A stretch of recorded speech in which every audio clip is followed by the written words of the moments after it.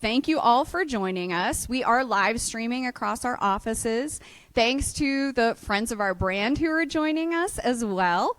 I'm Stephanie Tranzo. I'm the CEO of Merge, and Merge is a company full of amazing marketers, creatives, technologists, data experts. And, it really is, to me, it's all about the people. And it's not just all about the people at Merge, but it's also the topic of our conversation today.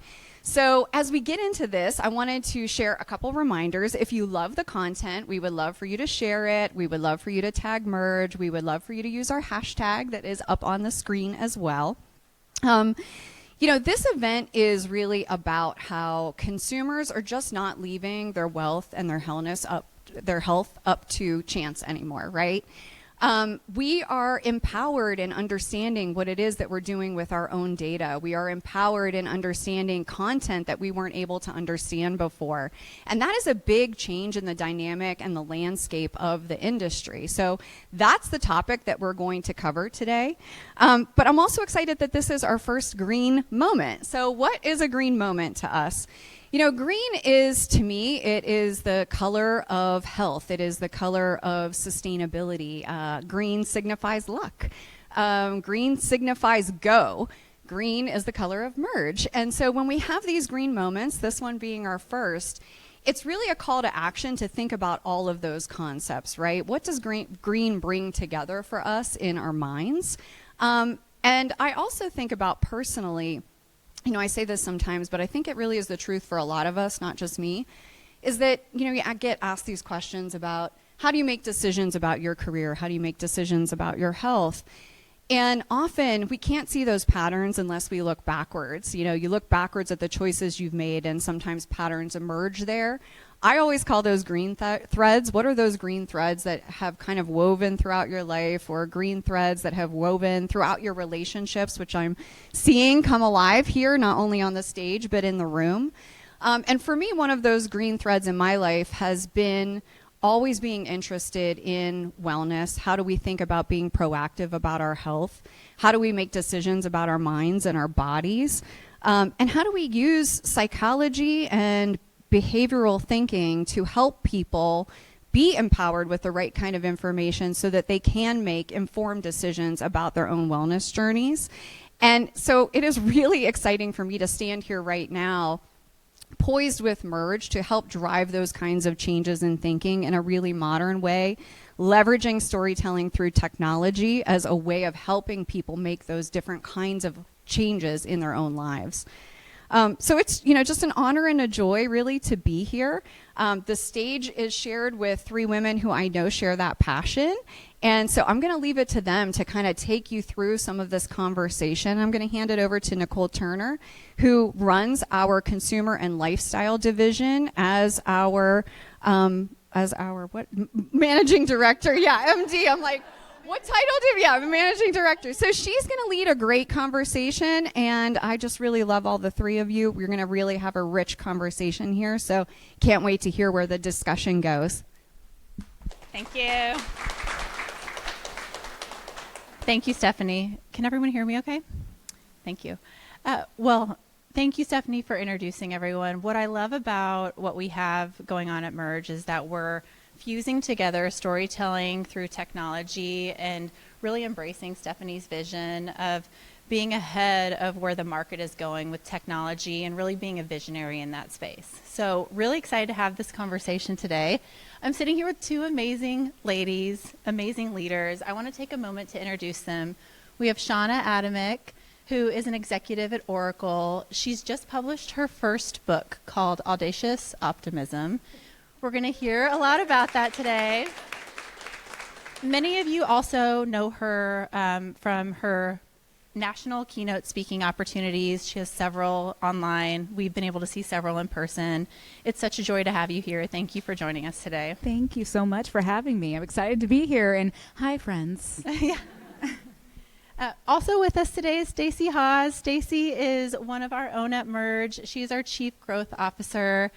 She also has a super rich background in data and insights and media, and leads our clients through solutions with using informed decisions and strategies. She's joining us from Denver today, so thank you for joining us in Kansas City. And she was just named a top 50 woman leader in Denver last month. She's also a Business Insider top 20 exec that's shaping the future of MarTech. And so thank you, Stacy, for taking the time to join us today. So our session today is going to be focused on how consumers are no longer leaving their wellness to chance.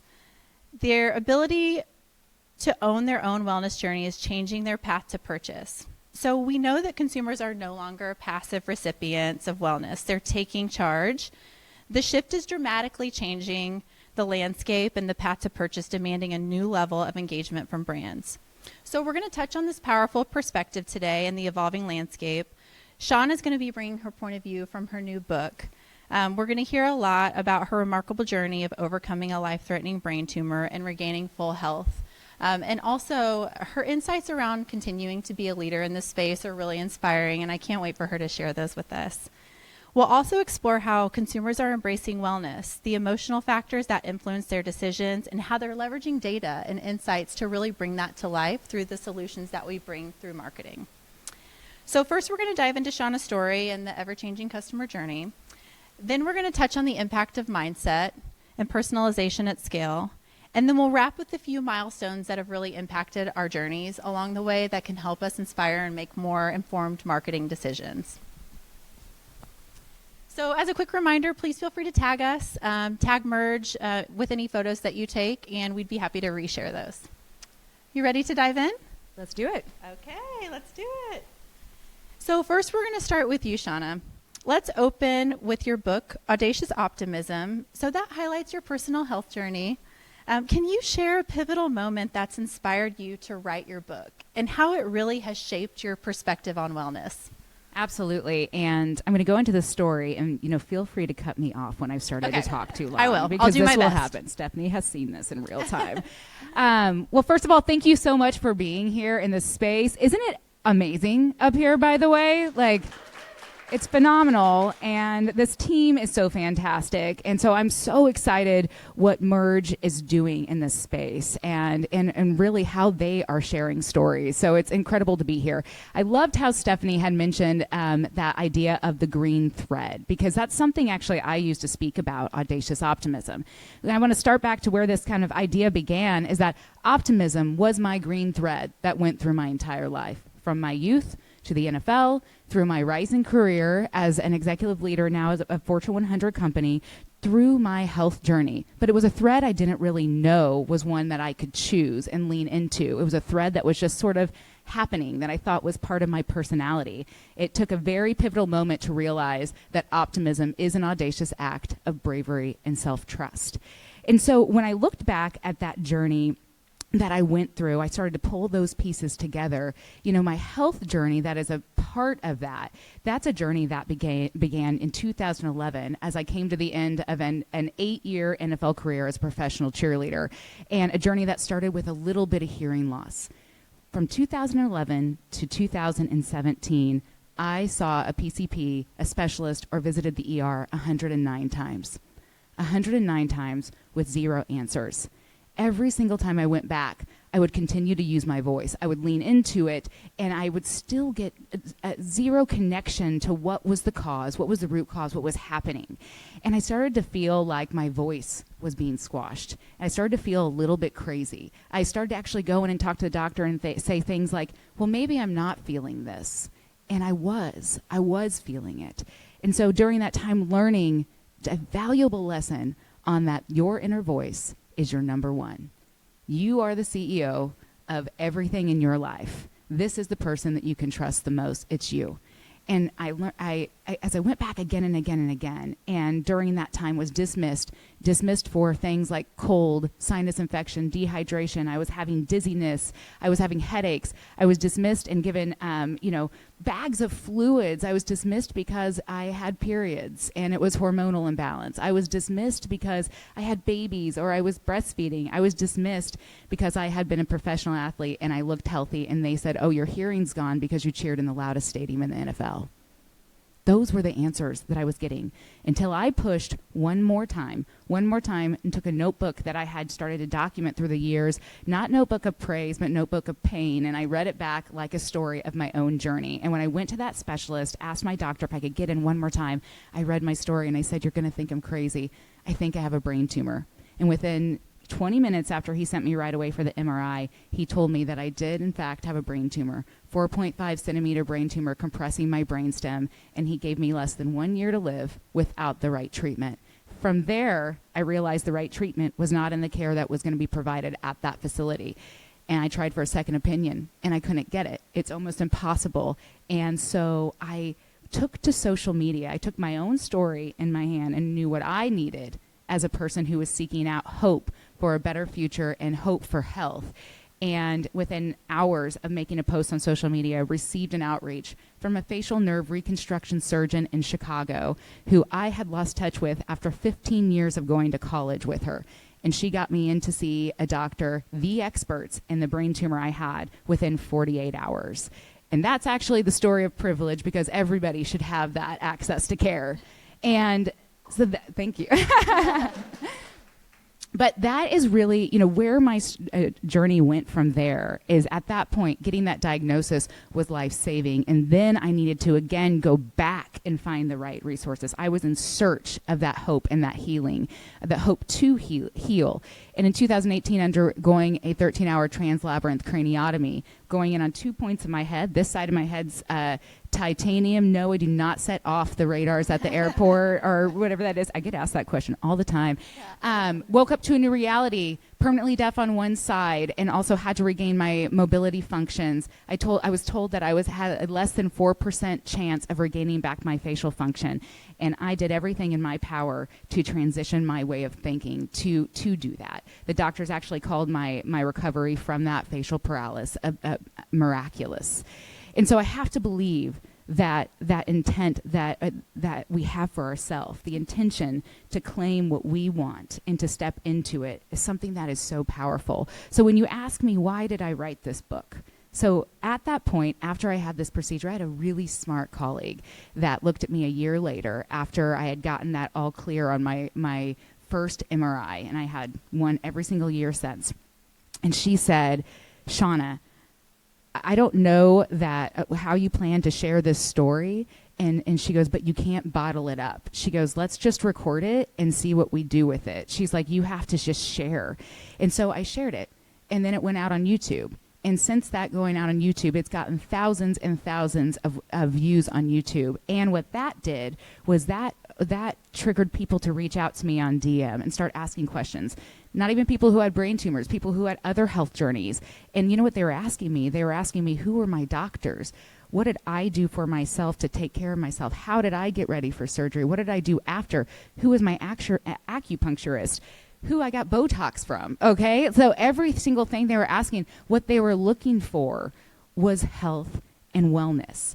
And so years later, the prompt to write the book was, I had this drive. I was like, gosh, my kids, who were nearly 2 and 4 at that time, had no clue what I went through.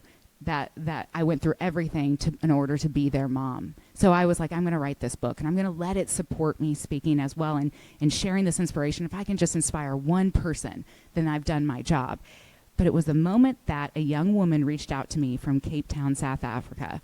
And she reached out to me on DM on Instagram, and she just said, hey, told me her name, and she said, I just got a diagnosis of a brain tumor similar to yours. And they used the term enormous, which is a term they used with mine as well for the kind of tumor I had.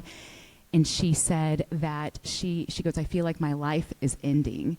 And when she got home, her physician's office in Cape Town, South Africa, sent her a link to my YouTube video and said, this girl will show you there's hope. That's what made me write this book. That could almost make me cry repeating that. And I can only cry with one eye now, so it gets really weird. So I really try not to. So I try to keep this serious face. You're doing a great job. This is my poker side, and this side gets really sad. Yeah. So I love it. That's when you can tell. But that's... You're making me cry. I know. I'm like, she has to speak next, so don't make me cry. That's the inspiration behind writing that book, is that the stories need to be shared to to continue to make changes in the areas that need to be changed, and healthcare needs to be changed. Thank you. Very well stated. You know, what's so interesting too about your story is that you're such an accurate and authentic representation of today's empowered consumer.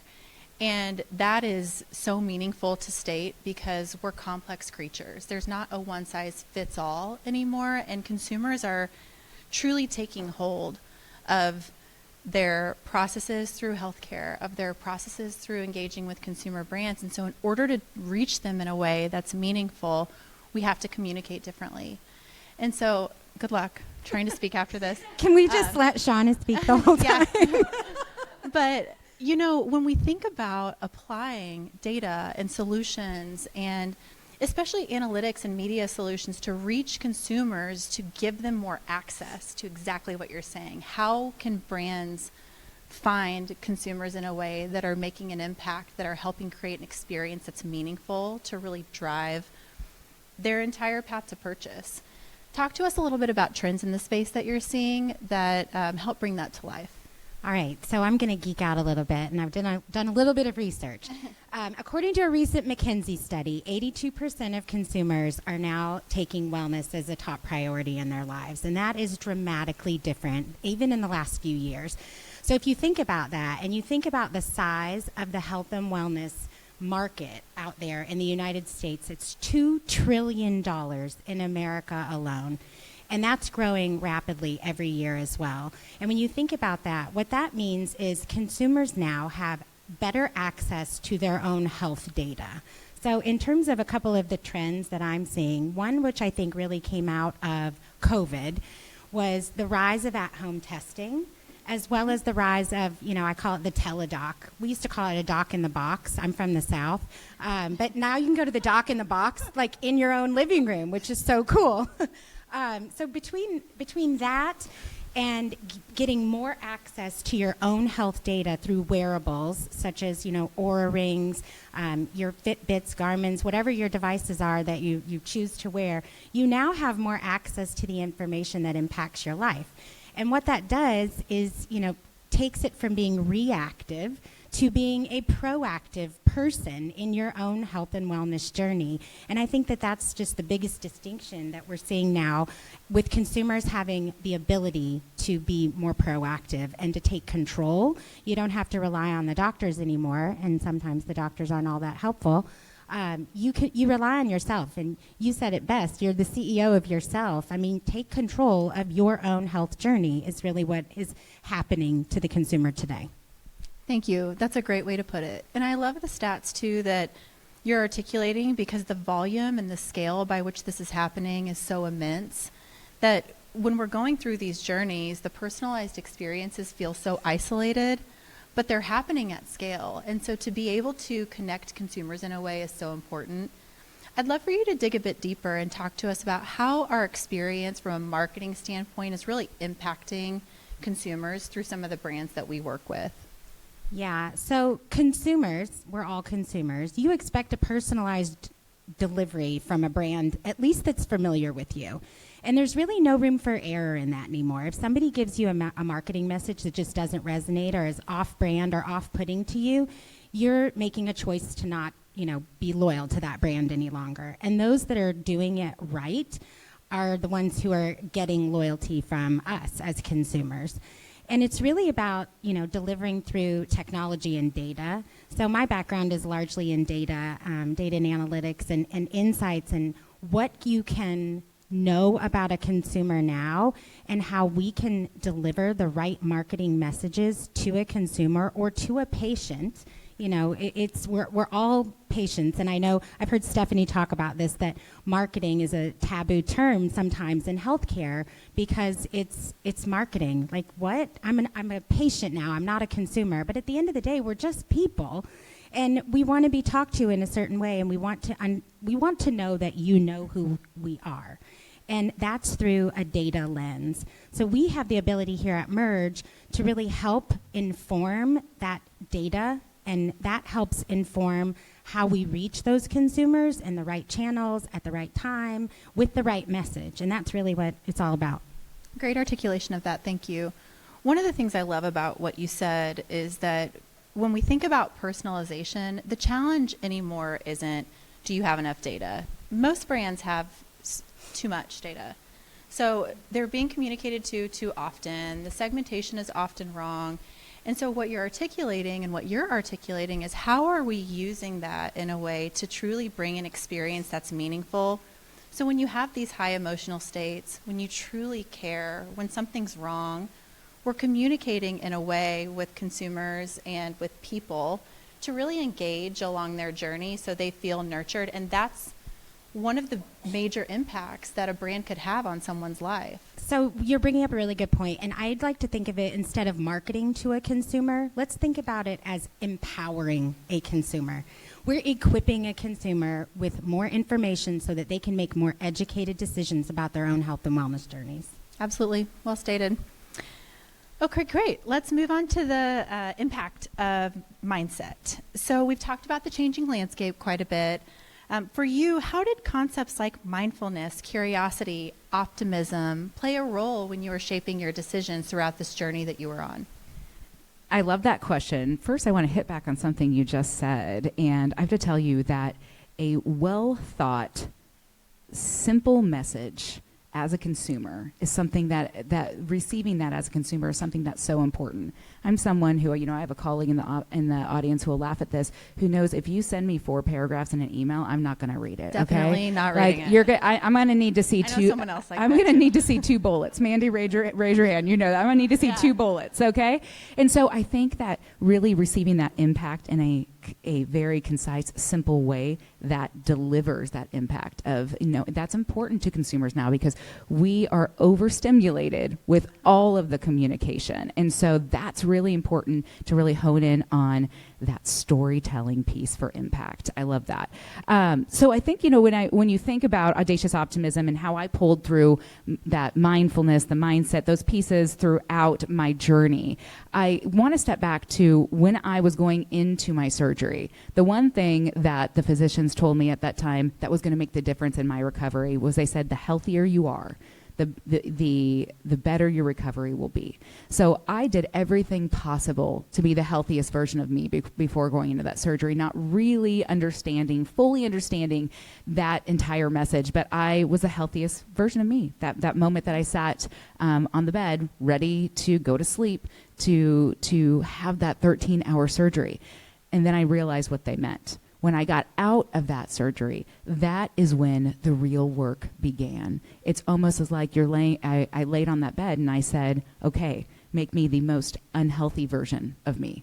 And then I had to go back and do it all again.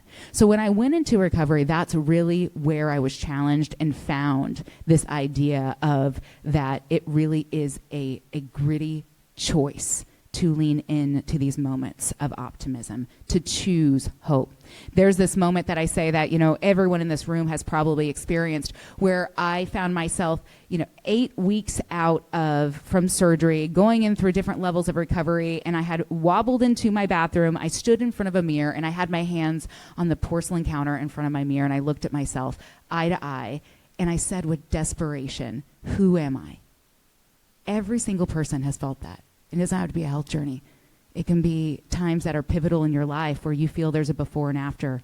It could be times where you feel lost in the cycle of life, or you lost a job, or you lost a home, or you lost your followers on social media maybe. I don't know, but it's that moment. And I sat there and I looked at myself and I said, who am I? And in that moment, the way I answered back was going to change the course of my life.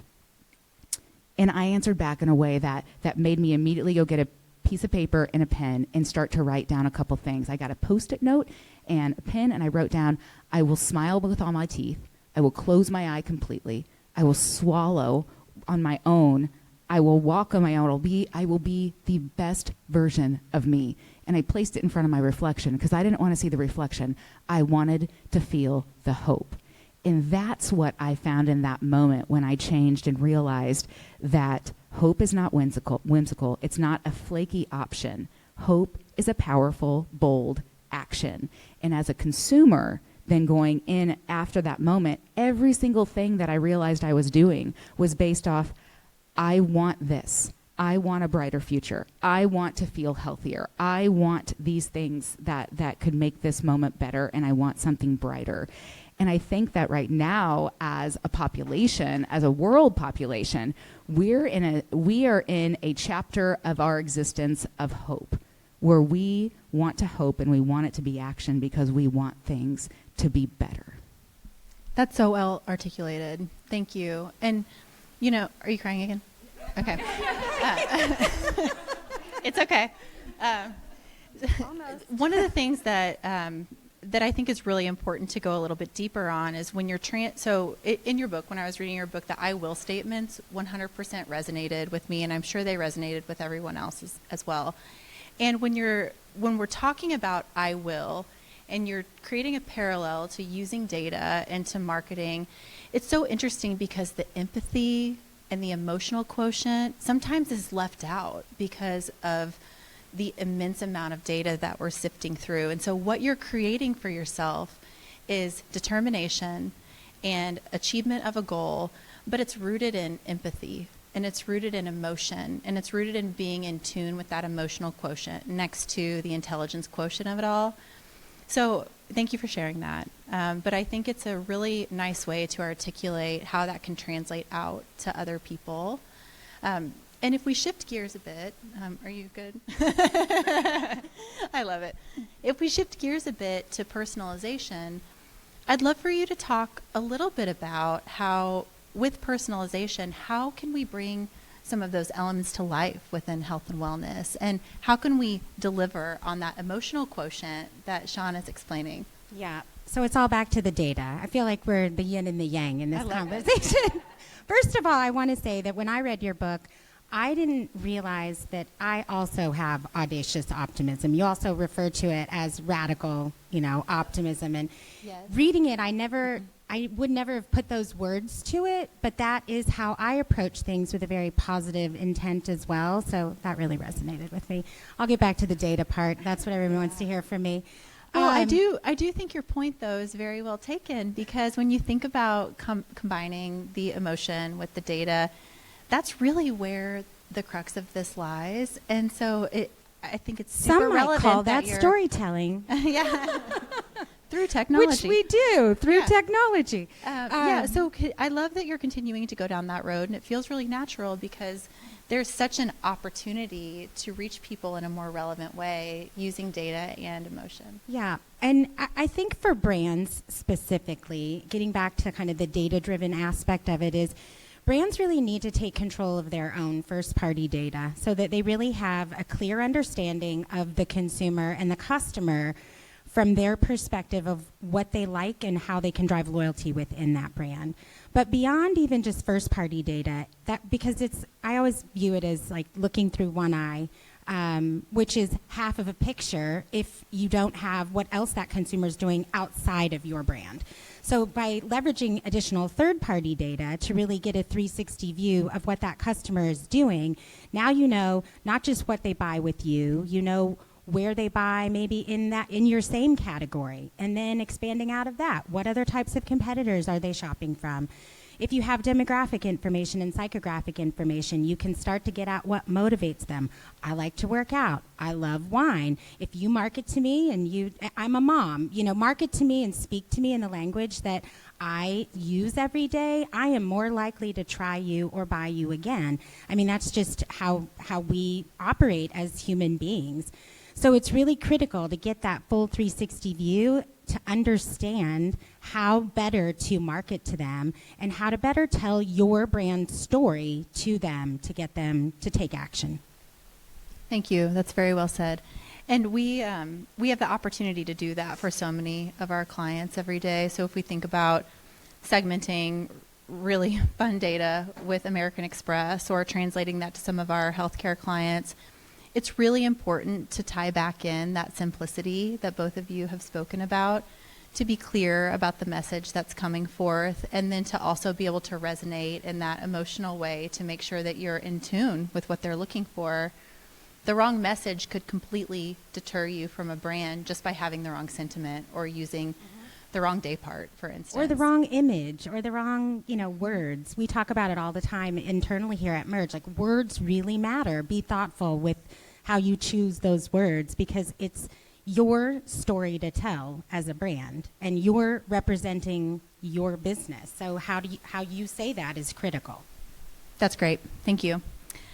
Okay, so moving on to our last topic, a few major milestones that have shifted our personal journeys. So, Shauna, we've heard your powerful story. Thank you. Yes, yeah.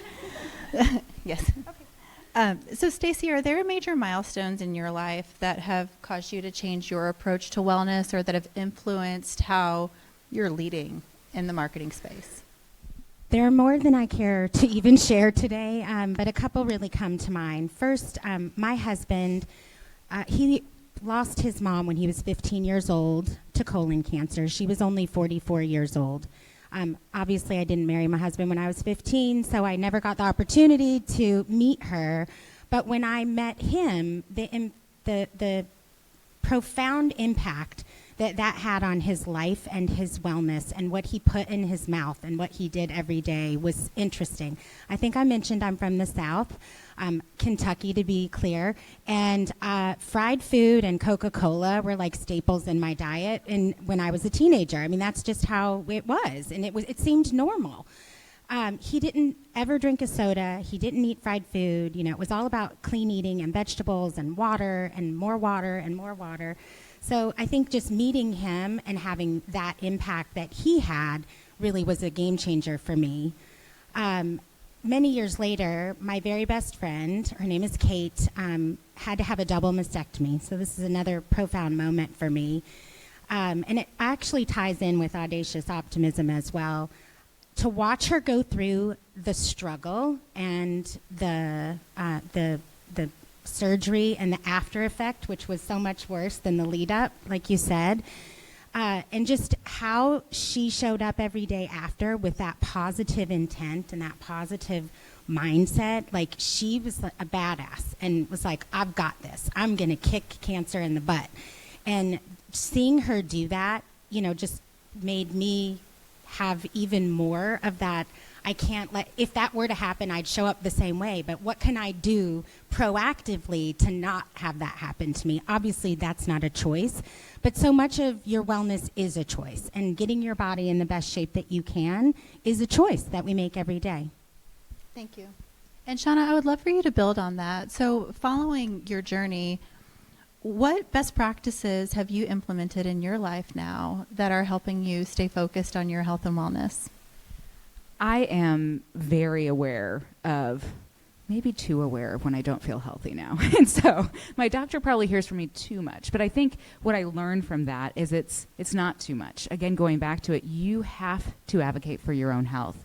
And we have so much that goes into our food now, so much that goes into our world now that, we're experiencing things that people never have before. So it's important to stay aware of what is your best version of healthy and really understand that. And that's what I think about for myself, how I feel the most healthy, if I'm working out, if I'm not indulging in my favorite thing, which is wine all the time. And what I'm doing, I'm very aware of those pieces that I have to add in every single day to make me the best version of myself. But one thing I want to add to kind of layer on to part of this conversation is this idea of hope as a consumer. And I think that's one thing that I've really leaned into now, even more so post that experience, that everything I do is really based off hope. Like, anything that I get from a marketer or a business, I really want them to come at this with empathy and understanding that every single consumer, which we all are, we all come with baggage in our own story. And when we come to consume something from the place that we're going, we want them to take a little bit of that weight from us because we're hoping for a little bit more. I'm thinking about people in our audience right now, like Krishna, GM of our female football team in Kansas City. Thank you for being here. And when I come to a game, what I want you to take from me is a moment where I get to enjoy and think, oh my gosh, I feel empowered and I want to put on those pads. Or Felicia, a HR leader of McCarthy Auto, when I go see you, what I want you to give me is this hope of that I get a clean car, that my kids have not messed up, okay? And David, leader of St. Jude's, thank you for being here. And when I go to you and support St. Jude's, it's because I know that you're giving a brighter future to the kids that you're helping. So it's so important that we can look at every single business and think, what little bit can they give me as a consumer that can make a brighter future? Thank you for articulating that. So you've naturally led us into our next and last topic, which are key takeaways. And so for you to articulate that you're seeking hope from brands, so that layering in that emotion, I'm interested, are there any other key takeaways that you would add for brands as they're communicating with consumers to simplify the message to you or others who are engaging and building relationships? I think just one of the big things, besides understanding that, that hope is a big piece, we're hoping for that better future, and hope is an empowerment word. It's not that whimsical or light word. It has action. It has teeth, and that's what hope is. But that understanding, too, that we're all humans. We are living a human experience, and to take out the robotic marketing. I mean, we want simplified marketing. We want to feel that connection between people. We want to feel special, and we want to feel really connected. I mean, you connect me to a brand or a line of facial cream, and I'm going to buy you, because it's like, 100%. Just tell me you're going to make my life better and really make me feel like I'm a part of that. Yes. Yes, thank you for building on that. Stacy, will you build on that as well? I would love for you to talk a little bit about some of the opportunities that brands have today to really create stronger opportunities for engagement. Yes. I mean, speak to me as if you know who I am. That's really the key message for a brand. Like, there's no reason that you can't get to this plethora of data that exists out there to drive personalization. And personalization gone wrong sucks. Like, if you say, Dear Elizabeth, in my subject line of the email that you just sent me, like, done, not going to respond. I'm Stacy. So, I mean, leveraging the data that you have to drive deeper personalization, and then marrying that with, you're getting at it with the right story, but the right imagery, something that speaks to me as a human. And we've said that word a lot today, and I think we should start saying that word a whole lot more, because as consumers, I mean, we're people at the end of the day, whether I'm a patient or whether I'm in line to buy, some great face cream, whatever that is. We want to be spoken to, and we want the brand to present themselves to us that speaks to us. And it's really, it's not rocket science, but you do have to work at it. And that's really what we do here at Merge, is help brands break through that and have a more seamless experience with the consumers that they're trying to reach. Thank you for articulating that. Yes. Just to add on that, one of the things that is really important to remember too, based on what both of you are saying, is that we're all very complex in our nature. And so these ecosystems that we're creating as an empowered consumer makes us so much more informed than we used to be. So to understand and distill the simplicity behind communication is so important, which you've both articulated, as well as how do we serve the right message at the right moment at the right time. So in the right channel. In the right channel. Yes, thank you. And that is the most difficult thing to do now, because we're so flooded with messages. But to remember the complexity that exists in our human beings is so smart, because that helps us actually simplify it. I could talk for hours on this. I know. Yeah. Okay. Well, do you have anything else to add before I wrap us up? No. We'll talk after. Okay. I love that. Okay, so we'll thank you all so much for listening to this conversation, and thank you both for adding to this conversation. We're going to go into a Q&A. So I'd love to throw it to the audience to ask a few questions. Stephanie, if you'd come back and join us, that would be great. And so the three of you will be sharing a mic at this point. I like handing out tissues and all. Yes. Okay. Does anyone have any questions in the audience? Oh, hi, Angela. You're coming up. Okay, great. Come here. Love it. Hi. Thank you all so much. And Shauna, thank you so much for your story. That was super inspiring. I do have to go off script for a second and say your story brought me to chills. I especially loved the moment you talked about setting your intentions on your mirror.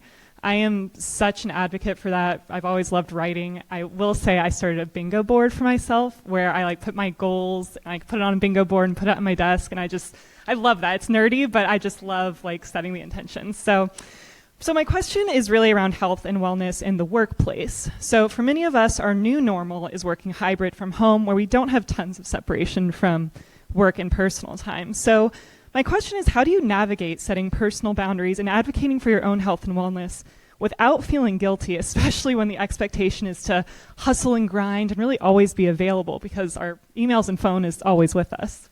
Oh, I love this question because I think there's been a moment in time, I'm going to look at my colleague again, where we have felt like we're always accessible. And something changed that was, there were some things that were interesting that came from after the pandemic, where we got to experience working from home and that hybrid atmosphere, which, many pluses to that. And then what was some of the negatives that came out of that is that there were back-to-back meetings, not even that break to walk to the bathroom or get the drink and whatever it might be. And so the boundaries are so important to set. And I have found myself, really making sure that I do set those clear boundaries for, hey, I'm available. Put a meeting on my calendar between 9 and 3 because I know that I need to do the things I need to do for me or answer those emails before 9 and after 3. And quite honestly, I also know that I needed to take care of my kids at some point and when they do get before or after school. And that gives me both that time for both the kids and then the prep and answering some of those emails. So I set a boundary of when to schedule a meeting with me. I also set a boundary of not putting myself back to back in those meetings, allowing time. I really make sure that I get up and I walk and I add that moment in. And I think, walking is so important too because it allows you to kind of flesh things out. I make sure I'm not on the phone during that time. Mandy's going to say I'm a liar because I'll call her sometimes during those walks and that is the only time we can meet. But the boundaries are important and it's okay to take them. And in fact, if you are working in a space or at a place where it's not okay, that should be a question mark for you because that is health. You need to be able to have that balance for yourself. And Stephanie, I'd love for you to answer this question as well for us. Because a lot of you do work here. So I want to... So, I mean, and I think Shauna will attest from our prior lives as well. I could not echo what you said more. I mean, I can speak to it personally, and I can speak to it from the perspective of Merge as well as the other organizations that I've led. But, I think that it is a lot about finding what matters to you and putting the rules around those things for yourself, and then it becomes about your own willpower. Because, I've had a lot of people throughout the course of my career where I have these conversations like, well, so-and-so called me 9 p.m. on a Sunday. I've been working forever. I took this call. My question, why'd you answer? Don't answer the phone. So I think we allow those expectations to be put upon us and then we resent them, right? And so I think that the culture comes not just from leadership and role modeling that behavior, which, by the way, if you are a leader, role model that behavior because people watch you, whether you know they're watching you or not. They watch how you respond, when you write an email, when you answer the phone, when you make a phone call. Don't role model the behavior you don't want your organization to adopt, right? But I think it is also about just feeling, again, kind of back to some of the points you were making earlier, which is you are the CEO of your life. You are the CEO of your time. You get to spend your energy one way. You don't get to spend it multiple ways. So choose where you're spending it. And I know it's easier said than done. It is not easy to do, but that is actually the work, right? The work is to do the work, make those decisions and then hold yourself accountable for, making the right kind of choices for your life, your kids, yourself, your family, your friends, all the things that matter to you. And just to kind of throw one more thing in there, because I think we talked a lot about being humans and being, multi-dimensional people. And one of the aspects of health that we did not touch on is social community, is friendships, is relationships, right? And I think, to your question, that is one of the ways that you can help have healthy relationships, is creating those boundaries so that you are not giving too little in the places that actually matter the most to you, right? Very well said. Thank you. So any other questions? Great. Mark, do you want to come up here or do you want me to bring you the... Let me come We to can repeat. you. We can repeat Yeah. the question. Well, we can repeat the question. Yes. Okay. Hi, Mark Rexroth here. There's a lot of misinformation now in the world, especially since a lot of social media platforms have eliminated fact-checking. So I'm curious, what can marketers do to help reassure their customers or prospective customers on the accuracy and authenticity of the information that you're publishing in your marketing communications? So the question really to me is a question about how do you build trust? And I think that is one of the most important aspects of how we think about leveraging even data, to your point. And it does get increasingly difficult. How do you understand what is authority, right? What is being said with some kind of credibility? And it is getting increasingly challenging with the amount of noise, that there is around us all of the time. I think that, when you're doing good work, right, and really caring about the content and the message and the audience, you can create very authentic and well-credentialed kind of content that empowers people the right way. But, frankly, it is also a little bit of a burden on the consumer of the message to make sure that they are receiving something that is accurate, doing a little bit of their own fact checking. And there is also a big difference between content that's coming from social channels that's being created, not to say that there isn't value there, but you do have to do a little bit more thinking on your own about what kind of content you are consuming. There's a certain amount of it that can come from the brand. There's a certain amount of it that, companies like Merge, like ourselves, that we can help with. But in the end, signal from noise comes from your own decision making of where are you consuming content? Is it a channel that you trust? And what are the factors, just like we were talking about in terms of protecting your health, like whether it's Coca-Cola and fried food or bad content channels, we're feeding ourselves, right? So you've got to make some of those choices in a way that is like, I know that I can trust this. And so therefore, I'm making some choices around what kind of content I'm going to consume. Thank you. And Stacy, would you like to add to that? Yeah. So consumers need to do their homework, and they need to do more research, and they need to, I think as you're alluding to, Mark, not believe everything that you read. And brands need to be honest and transparent. I want to add one thing. I think this is a lesson that we all need to stop clicking on the clothes on Instagram and buying them without knowing not knowing they're legit brands. I agree. Very difficult to do. Yes. Thank you That all. will help our healthy wallets also. Yes. Yes. There's the financial aspect of it. Yes. Thank you for that. Any other questions from the audience? We have time for about one or two more. Yes, Anne. Hi, Ann Lamberti. Thank you guys so much for sharing. So my question is, talking about the relevant messages, et cetera, a lot of the business partners I work with want to include a long laundry list of reasons to believe and have this long, they want the 4-paragraph email instead of the, singular. And we spend a lot of time talking about that singular idea. What's the one thing you want them to take away? So I think I'd just like thoughts on, when you have these multiple reasons, how do we plot and plan that out to give multiple reasons, but, bringing people along the funnel? How do we use our data and our messaging to do that?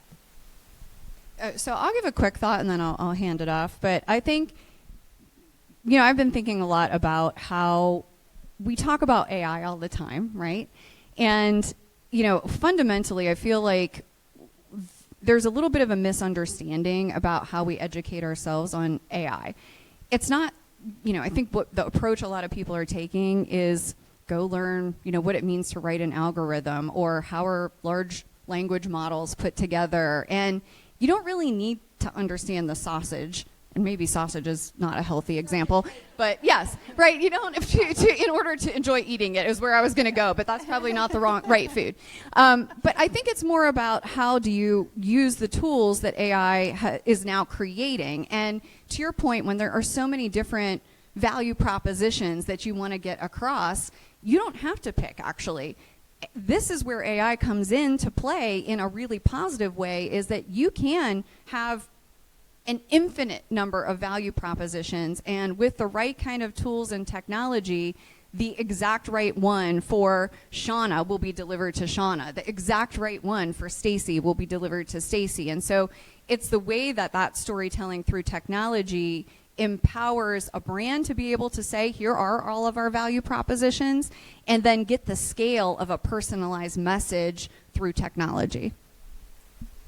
So it's a hard question to answer in a way, and I think the best advice that I've given myself recently as we are repositioning Merge since Stephanie has joined, in my role, I'm responsible for our brand positioning, and we could write paragraph after paragraph after paragraph about who we are, and we have. We now we're trying to synthesize what it is that's really of utmost importance. And so instead of having my Merge hat, like I'm responsible for this on, I've been putting my Stacy consumer hat on and thinking, how would I be taking this information if it were coming to me? And just that simple exercise of like taking my brand hat off and putting my human hat on has been really compelling to me to figure out how to make it simple, make it sing, and then have some kick-ass creatives behind you to say it the right way. Thank you so much. Anything to add?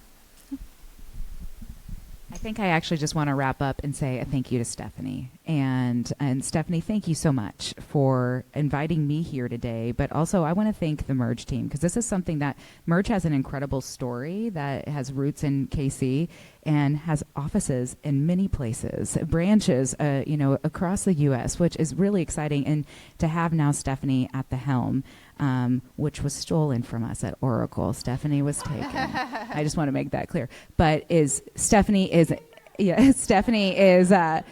an incredible, compelling storyteller, and that's because she comes at it with passion. And so thank you, Stephanie, for Huge having round of applause for that. I mean, like, I don't need to say this because you got to experience it today, but when Shauna and I have done things on stage together, it is almost impossible for me to come back up and not say, like, can you imagine a world without her, right? And when we have folks like yourself telling stories about what you've gone through, your own journey, and all of this is infinitely solvable. And so that's the part where I'm like, I hope when we walk away from this conversation today, what I hope everybody who's listening takes away is that's whatever that small part is that you can do, whether it's for yourself or through your company or through your role, that we all have a place to play in this space to making our lives better. So I love you. I love all of you guys. Like, it is really just a privilege for me to be here, and I'm just thrilled. Like, I'm sitting here so proud of this conversation. So Thank you so guys. much. Yes. Hope you enjoyed it. So I'll go ahead and wrap us up. Thank you for extending that. Thank you to Stephanie. And I want to give a huge round of applause and thank you to both of you as well as women leaders who are really changing the game in health and wellness and in marketing and technology. So can we have a quick round of applause for these three amazing women? We've heard some really great stories today, and I know that everyone, there's certainly not a lack of things to do. So thank you so much for taking the time to join us, for coming to our office, and for taking the space to build new relationships or reconnect with old ones.